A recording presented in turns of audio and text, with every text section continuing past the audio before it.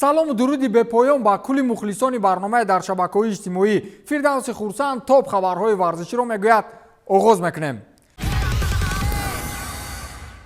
биёед як ба автопарк ё худ таваққуфгоҳи автомобилҳои шахсии пулдортарин футболбози ҷаҳон Криштиану Роналду чарх мезанем ва бояд гуфт ки ин сайру гашт дар такя ба охирин сайркунии худи Роналду аз автопаркаш мебошад. ҳамлагари Манчестер дирӯз тавассути шабакаҳои маҷозӣ автомобилҳои худро муаррифӣ кард ки он ҷо аз ҳама нархи баланди мошин 10 миллион евро ва аз ҳама пасташ 50 000 евроро ташкил медиҳад. дохили таваққуфгоҳи автомобилии Криштиану мисли як меҳмонхонаи панҷситурадор аст. сақфу фаршҳои шишагин ва толори кушоду барҳаво ки дохили он зуртарин мошинҳои брендҳои ҷаҳониро мушоҳида кардан мумкин аст.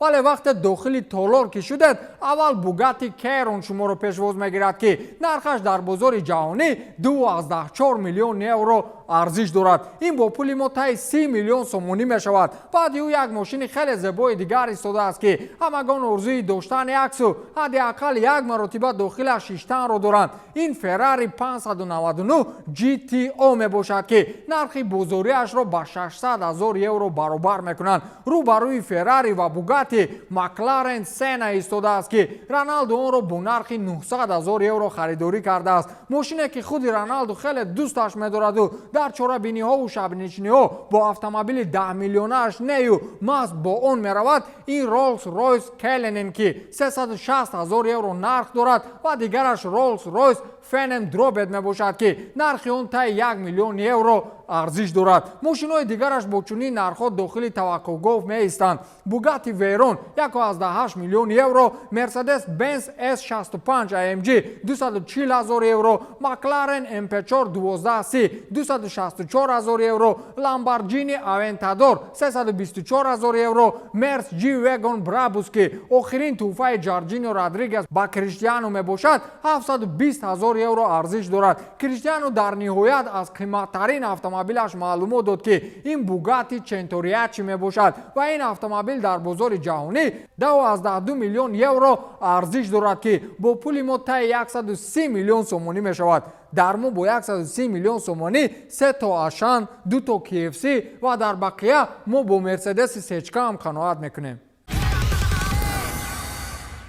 Юлиан Нагельсман сармураббии дастаи Бавария иқрор омад ки шабҳо вақти хоб номи бозигарони Баварияро гирифта аз хоб мехезад. одамон ин хел ба кори худ содиқанд. ӯ дар як мусоҳиба рӯзи гузашта аз як рафтори хеле аҷибаш дар зиндагӣ ҳарф зад. баъзан ӯ вақти хоб номи футболбозони дастаи Мюнхениро ба забон оварда фарёдзанон аз хоб мехестааст. ӯ гуфтааст ки вақте ман баъди бозӣ хоб меравам, баъзан номи футболбозонро ба забон оварда аз хоб мехезам. инро ба ман ҳамсарам гуфт. аксарияти вақт коре ки ҳамон рӯз мешавад ҳатман ба хобам медарояд ва ҳангоми иштибоҳи футболбозони Мюнхен ҳатто дар хобам маро асабӣ мекунад, гуфтааст Юлиан Нагельсман.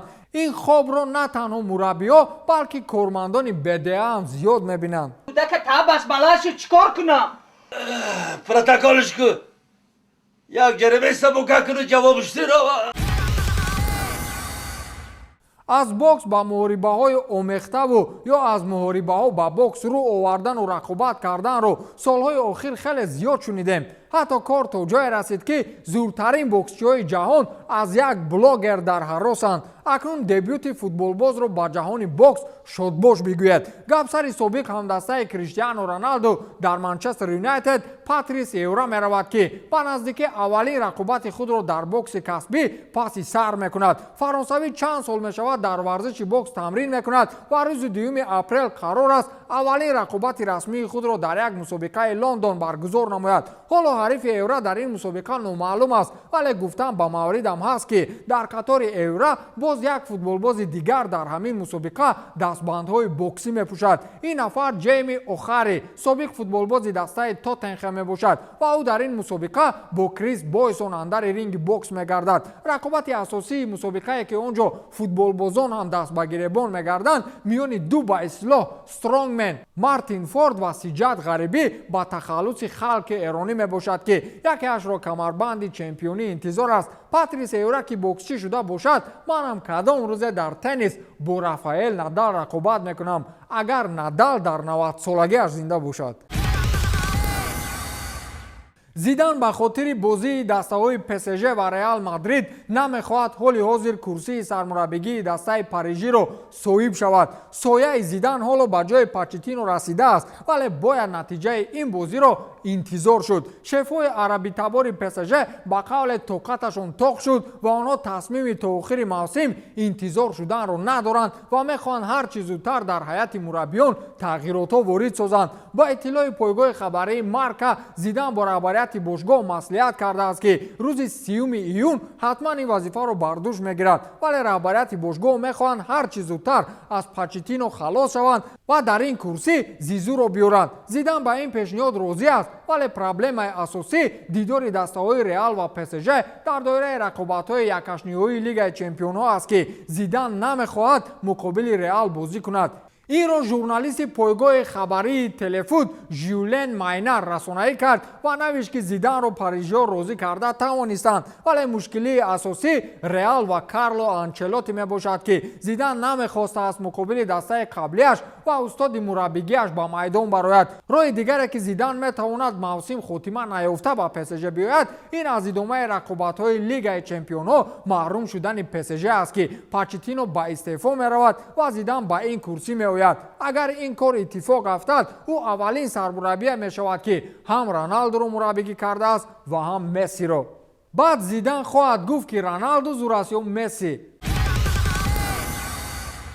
жорж сен-пьер ки ҳабиб орзуи бо ӯ рақобат карданро дошт, дар дунёи орзуҳои тамоман дигар зиндагӣ мекардааст.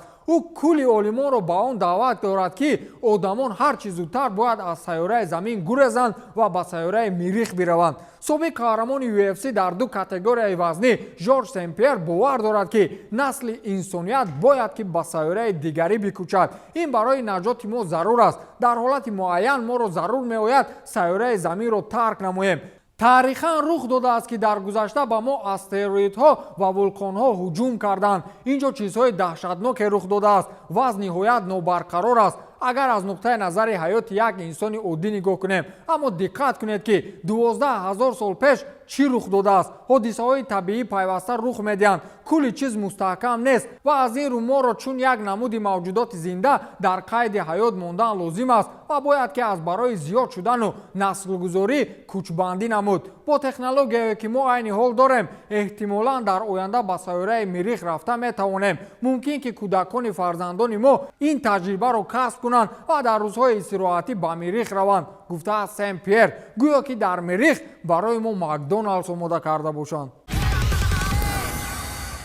гапҳо миёни ҳабиб ва блогери машҳур ҷейк пол хеле ҷиддӣ мешавад ва шояд ин бача уқобро ба ғазаб биёрад ва шояд ҷейк пол яке аз сабабҳои баргардондани ҳабиб ба октагон бошад. чанде қабл хабарҳо пайдо шуд ки ҳабиб нурмагомедов ҷейк полро ба промоушени худ даъват кардааст. инам дар ҳолест ки худи ҳабиб ба забонаш гуфта буд ки дари игл fc барои ҷейк пол боз аст, вале дирӯз худи блогер ин хабарҳоро нодуруст хонд ва ҳатто изҳор кард ки маро касе даъват накардааст ва ҳабиб дар ин мавзӯъ дурӯғ мегӯяд. ӯ ҳеҷ гоҳ маро ба лигаи худ даъват накарда буд. ҳангоми мусоҳиба ҳамчунин ҷейк пол аз хосториаш нисбати рақобат бо ҳабиб ҳарф зад ва гуфт ки омода аст ки дар ҳашткунҷаи mma бо собиқ чемпиони UFC ҳабиб нурмагомедов рақобат намояд. ёдрас мекунем ки ҳабиб маъруф бо тахаллуси уқоб соли 2020 пас аз пирӯзӣ бар ҷастин гейҷи хатми маснади варзишӣ намуда буд, дар ҳоле ки пол пештар ҳеҷ вақт